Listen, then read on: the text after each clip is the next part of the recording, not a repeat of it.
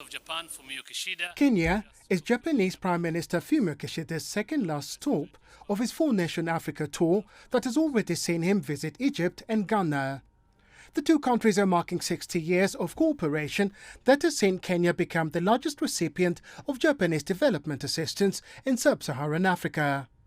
And with Japan the current president of the G7 summit, regional and international issues took center stage in the bilateral discussions ahead of the G7 summit in Hiroshima.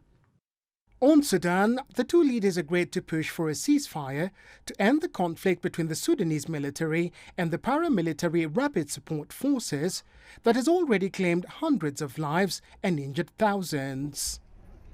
We further agreed to call for a cessation of hostilities immediately without preconditions, assure the safety of civilians, including diplomatic and humanitarian personnel, and allow safe passage of humanitarian assistance. Kishida says Japan will send a special envoy to the Horn of Africa to seek solutions to the conflict and address the growing humanitarian crisis in Sudan.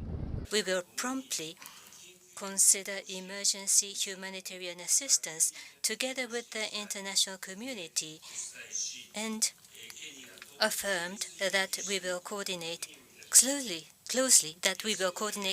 with Kenya. The Japanese Prime Minister pledged to include the discussions he had with African leaders at the upcoming G7 summit.